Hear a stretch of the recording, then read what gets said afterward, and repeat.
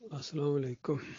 یہ بڑی زبردست پوسٹ ہے اور بڑی زبردست حدیث ہے جس میں 7 قسم کے آدمی ہیں جن کو اللہ تعالیٰ اپنے سائے کے نیچے، یعنی اپنی رحمت کے سائے کے نیچے جگہ دے گا، جس دن اس سائے کے علاوہ کوئی اور سایہ نہیں ہوگا۔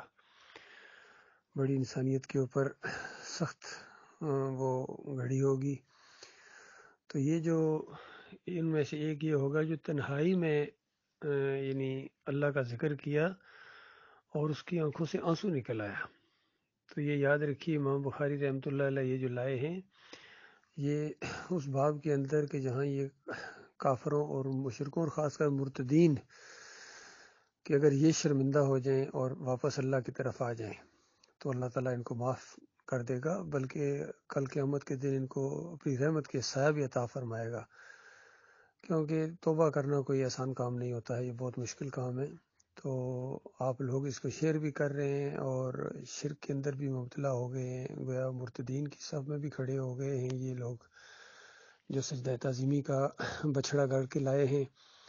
سامری نے ان کے لیے سجدہ تعظیمی کا بچھڑا گڑا اور ساری قوم ہے وہ اس کے سامنے لیٹ گئی، سجدہ ریز ہو گئی۔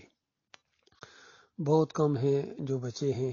تو اب جو ہے نا ان لوگوں کی توبہ کا بس ایک ہی قسم ہے کہ زبردست قسم کی یہ توبہ کریں، اپنے مالک اور خالق سے گڑ گڑائیں، روئیں، اور تنہائی میں، یہ نہیں کہ صرف روسٹم پر کھڑے ہو کے توبہ کر دی جس طرح پہلے حنیف صاحب نے کی تھی، ایسا نہیں چلے گا، بلکہ تنہائی میں روئیں کہ کیا ان سے جرم سرزد ہو گیا ہے۔ ایمان لانے کے بعد پھر یہ کافر مشرک ہو گئے، پھر یہ سجدے انہوں نے ثابت کرنے شروع کر دیے کہ نبی نے نبی کو سجدہ کیا تھا، اور پھر اس کو ڈنڈے کے زور سے منوا رہے ہیں، گویا پوری کائنات کا نظام یہی چلا رہے ہیں، انہی کے ہاتھ میں جنت اور جہنم۔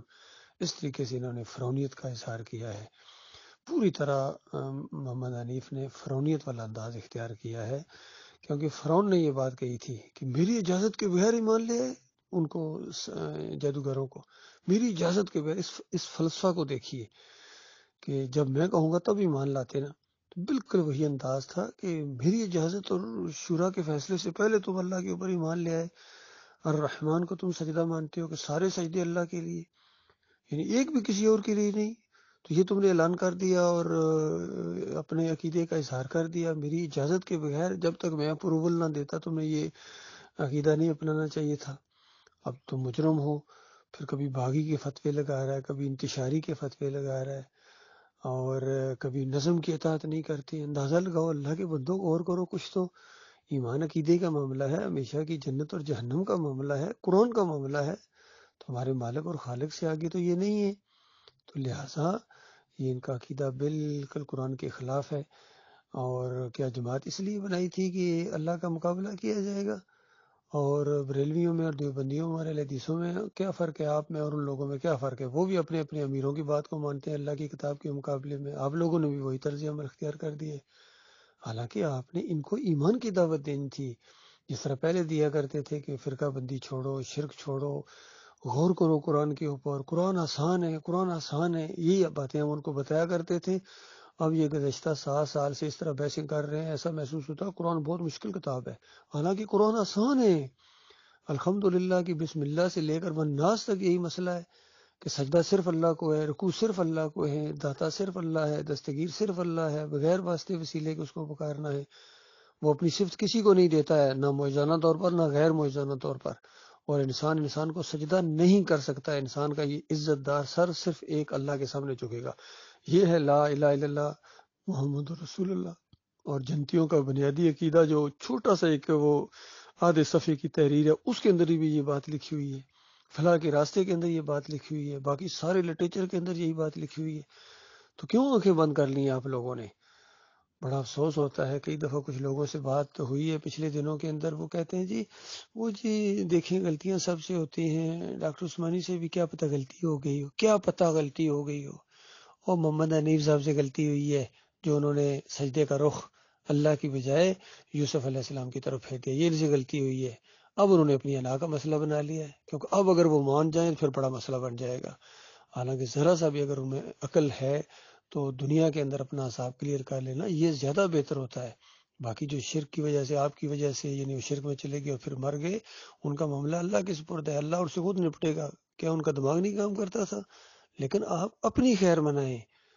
تو یہ جو اس طرح کی پوسٹیں آپ آگے پیچھے شیئر کرتے ہیں، یہ مخلص مومنوں کے لیے یاد رکھیے، جنہوں نے شرک اور کفر اور مرتدین ہونے سے توبہ کی ہے، سچی توبہ کی اپنے مالک اور خالق سے. تو یہ سچی توبہ کرو میرے پیارے بھائیو، جماعت کے لوگوں، ورنہ یقین کرو وہ آگ لگے گی جو بجائے نہ بجھے گی. اللہ تعالیٰ غور و فکر کرنے کی توفیق عطا فرمائے. یہ قرآن پورا بھرا ہوا ہے اس معاملے میں. سورہ مریم کے 58 نمبر آیت نص ہے اس سلسلے میں.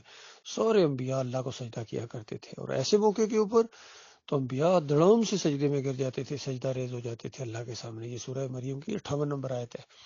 اس کے علاوہ بھی قرآن کے اندر یہ مضمون مختلف انداز سے سامنے آیا ہے، اور ایک آیت کے اندر تو یہ بات بتا دی کہ وَلَقَدْ بَعَثْنَا فِي كُلِّ أُمَّةٍ رَسُولًا أَنِ اعْبُدُوا اللَّهَ وَاجْتَنِبُوا الطَّاغُوتَ، کہ ہر نبی نے یہی دعوت دی، أَنِ اعْبُدُوا اللَّهَ وَاجْتَنِبُوا الطَّاغُوتَ، اللہ کی بندگی کرو. تو یہ اللہ کی بندگی کے اندر یہ سجدہ تو اس بندگی کی معراج ہوتا ہے، گویا سب سے زیادہ قریب انسان سجدے کی حالت میں ہوتا ہے. تو یہ قرب اللہ کے علاوہ کسی اور کے لیے اختیار کرنا سوال ہی پیدا نہیں ہوتا ہے.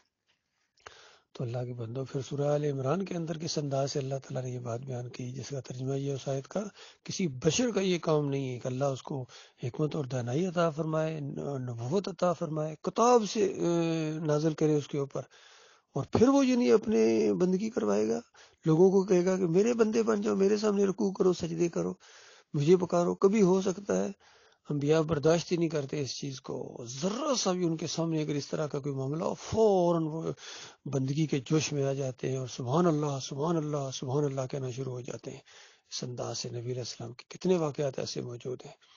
اور یوسف علیہ السلام تو جیل کے اندر یہی دعوت دیتے ہیں کہ ان الحکم الا للہ امر اللہ تعبدوا الا ایہ، کہ حکم اس کا یہ ہے، اسی کا حکم ہے، اور حکم یہ ہے کہ اس کے علاوہ کسی اور کی بندگی نہیں ہوگی، کسی اور کے رکوع اور سجدے نہیں ہوں گے. یہ تو جیل کے اندر دعوت دیتے رہے. یعقوب علیہ السلام پوری زندگی صبر و شکر کی زندگی ہے ان کے، اللہ کے سامنے جھکے اور بچھے جا رہے ہیں، گویا قدم قدم کے اوپر وہ اللہ کو سجدے کرتے ہیں شکر گزاری کے. تو ان کے اوپر یہ الزام، یہ بہت بڑی جہالت ہے. اللہ تعالیٰ غور و فکر کرنے کی توفیق عطا فرمائے.